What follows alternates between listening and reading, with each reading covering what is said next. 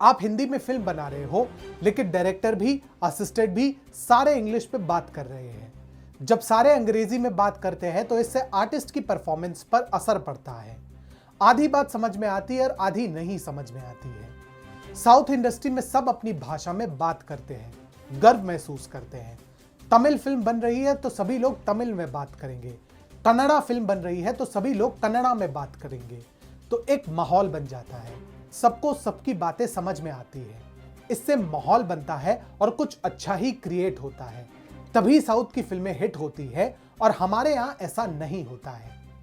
ये शब्द है चर्चित अभिनेता नवाजुद्दीन सिद्दीकी के, जो बॉलीवुड के प्रतिदिन गिरते स्तर से काफी व्यथित दिखाई पड़ते हैं। लेकिन ये वही व्यक्ति है ना जिन्होंने कभी ये भी कहा था, क्रिटिसिज्म मैं उन्हीं लोगों का लेता हूँ। मैं हर किसी का मैं तो क्रिटिसिज्म लेता नहीं हूँ, क्योंकि आजकल तो हर जगह हर कोई क्रिटिसाइज करने लगता है। जो मुझे लगता है कि मेरे स्टैंडर्ड के लोग हैं, जिनको मेरी जितनी एजुकेशन है सिनेमा में, एक्टिंग में, उन लोगों का क्रिटिसिज्म लेता हूँ मैं। आज की डेट में तो घर में बैठा हुआ कोई भी, सोशल मीडिया पर बैठा हुआ कोई भी क्रिटिसाइज कर देता है, बट उसकी वजह से मैं थोड़ा नहीं ले लूँगा। मेरी जितनी एजुकेशन है सिनेमा में, मैं ट्रेंड एक्टर हूँ, उतना नॉलेज उसको भी होना चाहिए, उसका क्रिटिसिज्म ले सकता हूँ। हिपोक्रेसी की भी सीमा होती है। नमस्कार, स्वागत है आपका TFI पर, जो है भारत का सबसे बड़ा ऑल्टरनेट न्यूज मीडिया पोर्टल। और मैं अनिमेश पांडे आपको परिचित कराऊंगा नवाजुद्दीन सिद्दीकी के दोहरे मापदंडों से और कैसे वह अपने डूबते हुए करियर को बचाने के लिए अब बॉलीवुड को आईना दिखाने का ढोंग करने लगे हैं। तो अविलंब आरंभ करते हैं। हाल ही में इंडिया इकोनॉमिक कॉन्क्लेव के एक विशेष सत्र में जनता को संबोधित करते हुए नवाजुद्दीन भारतीय फिल्म उद्योग में हो रहे बदलावों एवं बॉलीवुड के वर्तमान पतन के विषय पर जनता से बातचीत कर रहे थे। बॉलीवुड को अनेक मोर्चों पर कथित तौर पर धोते हुए नवाजुद्दीन ने एलीट मानसिकता से ग्रसित और रूढ़िवादी होने का आरोप लगाया। नवाजुद्दीन के अनुसार हमारे यहाँ हर कोई अपनी खीर बना रहा होता है और एक्टर चुपचाप खड़ा रहता है। जो अच्छा एक्टर है, थिएटर का एक्टर है, उसे कुछ नहीं समझ आ रहा क्योंकि वो अंग्रेजी नहीं जानता। वो इधर उधर देखता है, उसी के किरदार में बात कर रहे होते हैं, लेकिन उसे ही नहीं समझ में आता। अब आप भी ये सब सुनकर सोच रहे होंगे, वाह जी वाह, कमाल कर दिया सिद्दीकी साहब ने, क्या खूब कही। परंतु ठहरिए, हर चमकती चीज सोना नहीं होती। ये वही नवाजुद्दीन सिद्दीकी है जो एक समय पर अपनी आलोचना तक सुनने को तैयार नहीं थे, क्योंकि अपनी ही दृष्टि में वे एक सुपरस्टार बन चुके थे। 2019 में पिंक विला को दिए गए अपने साक्षात्कार में इन्होंने सेक्रेड गेम्स के दूसरे सीजन के प्रति जनता की प्रतिक्रिया पर अपने विचार साझा करते हुए कहा, कौन है ये लोग? मैं उन्हीं की आलोचना को सही मानता हूं जो मेरे स्टैंडर्ड के हैं। आज तो कोई भी आलोचना करने सामने आ जाता है।